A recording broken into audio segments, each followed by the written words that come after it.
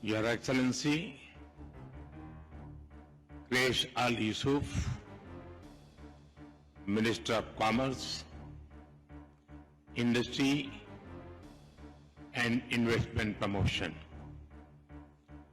दोनों देशों के डेलीगेट्स,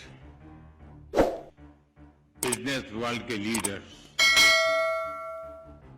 देवी और सज्जनों, नमस्कार।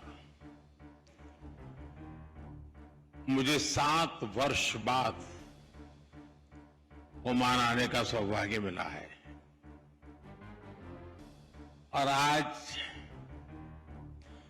आप सभी के साथ बातचीत करने का अवसर मिल रहा है। इस बिजनेस समिट के लिए आपकी गर्मजोशी मेरा भी उत्साह बढ़ा रही है।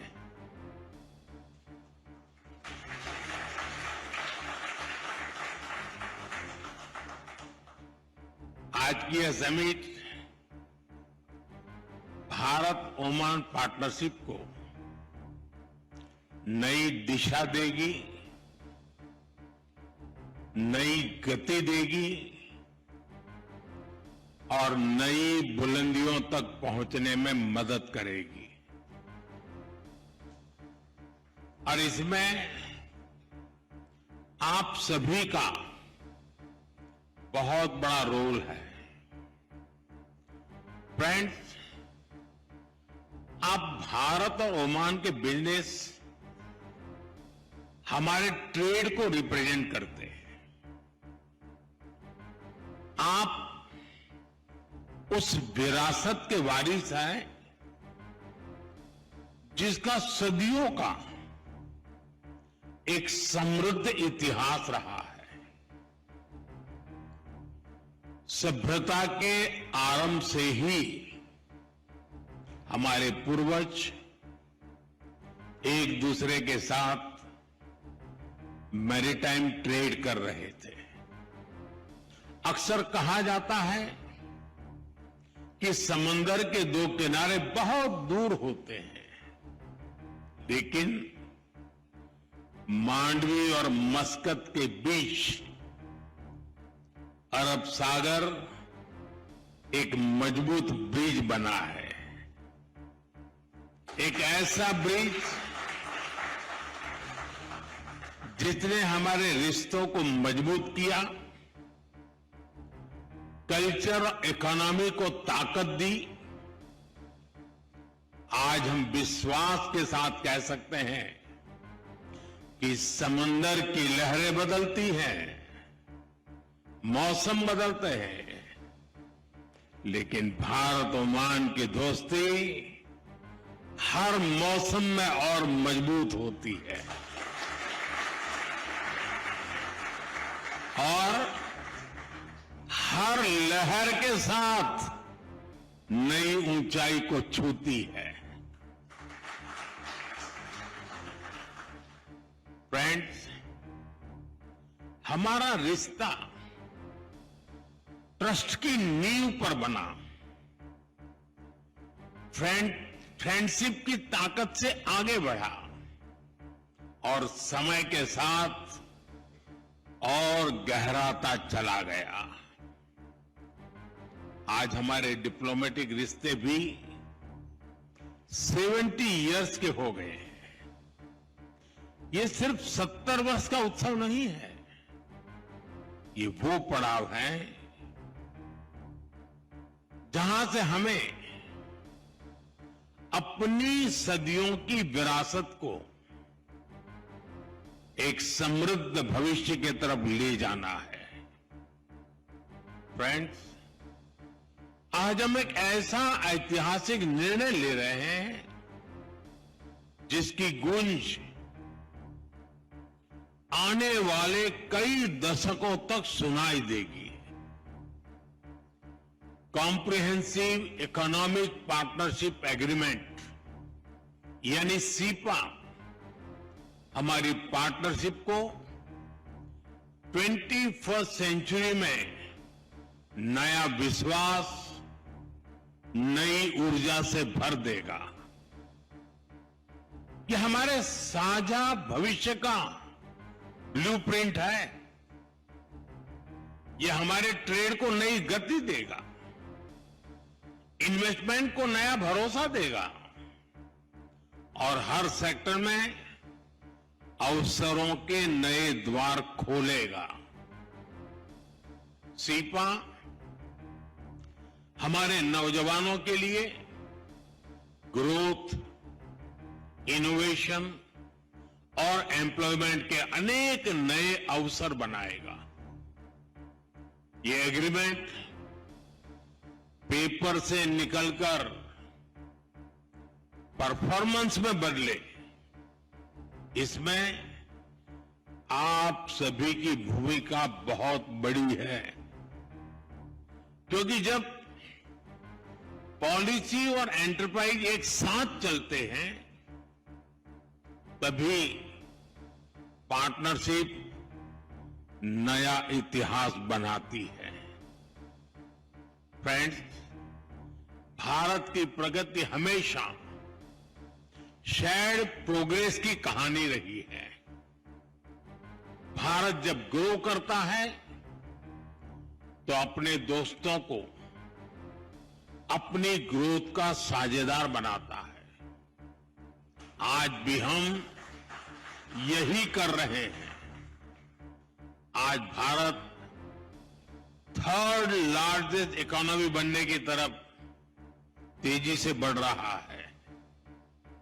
इसमें पूरी दुनिया के लिए अवसर है, लेकिन ओमान के लिए तो एडवांटेज और भी बड़ा है, क्योंकि हम पक्के दोस्त तो है ही, मैरीटाइम नेबर भी है। हमारे लोग एक दूसरे को जानते हैं। हमारे बिजनेस जगत में पीढ़ियों का भरोसा है और हम एक दूसरे के मार्केट को बहुत ही अच्छे से समझते हैं। ऐसे में भारत की ग्रोथ जर्नी में ओमान के लिए अवसर ही अवसर है। फ्रेंड्स, आज बिजनेस वर्ल्ड में भारत की इकोनॉमी की रेजिलियंस की चर्चा होती है।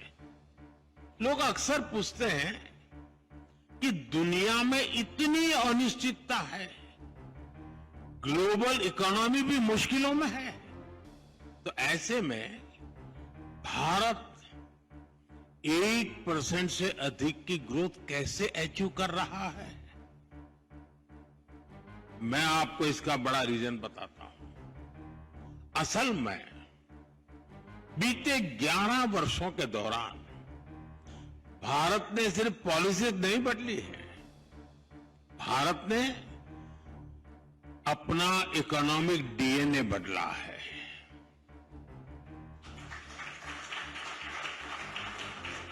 मैं आपको कुछ उदाहरण देता हूं।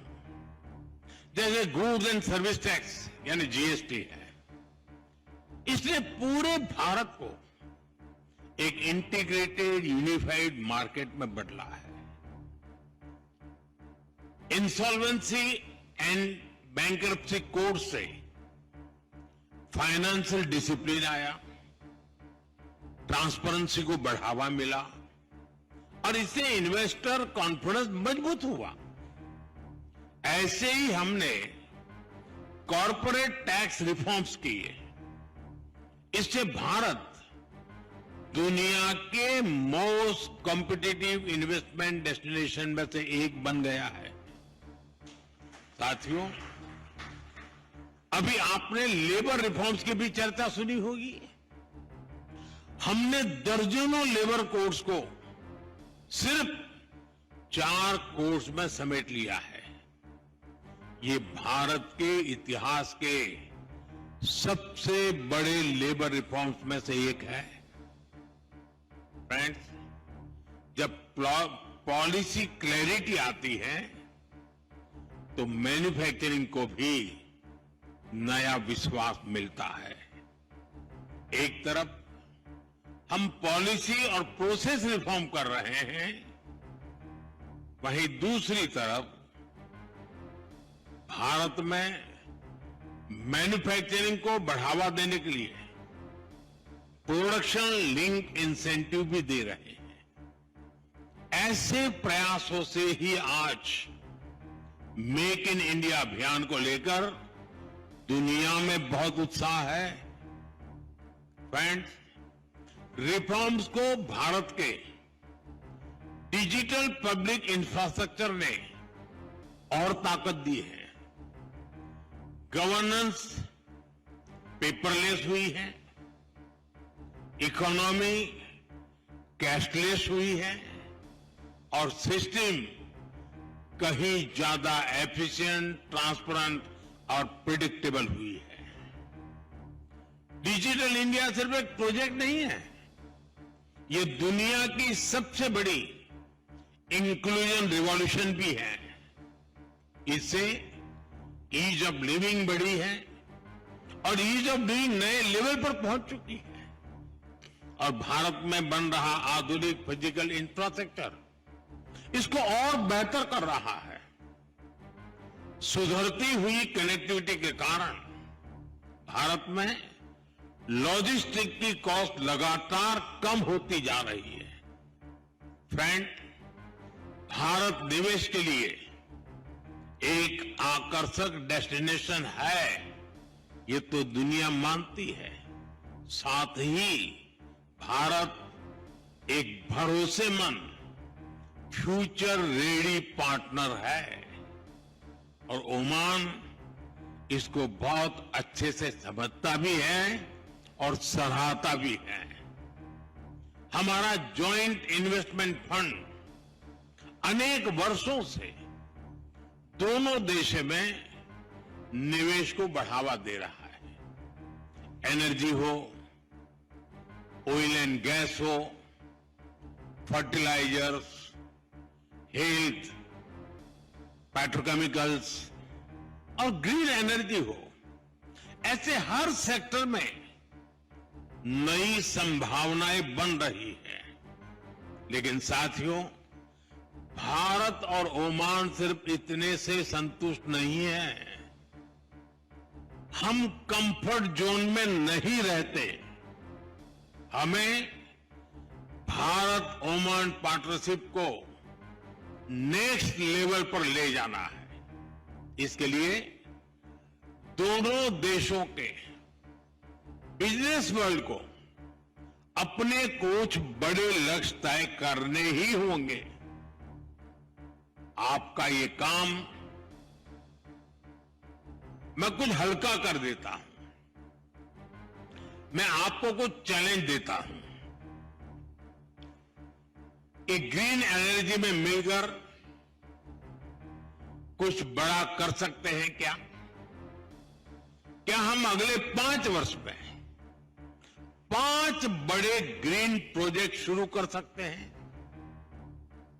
हमें green hydrogen, green ammonia, solar parks, energy storage और स्मार्ट ग्रिड के क्षेत्र में नए बेंचमार्क्स बनाने हैं।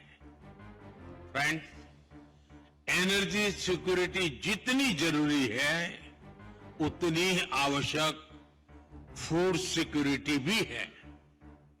आने वाले समय में ये एक बड़ा ग्लोबल चैलेंज बनने जा रहा है। क्या हम मिलकर Indian Oman agri innovation hub बना सकते हैं?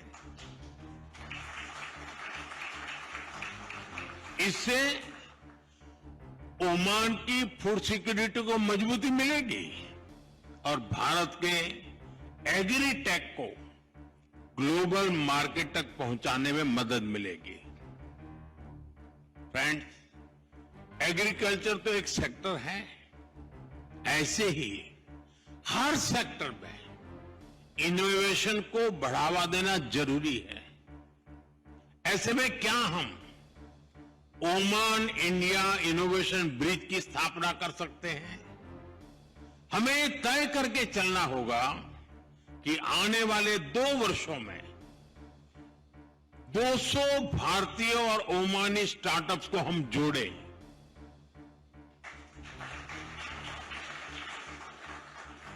हमें जॉइंट इंक्यूबेटर्स बनाने होंगे, fintech sandboxes, AI and cyber security labs का निर्माण करना होगा और क्रॉस बॉर्डर वेंचर फंडिंग को बढ़ावा देना होगा। फ्रेंड्स, ये सिर्फ आइडिया नहीं है, ये इन्विटेशन है।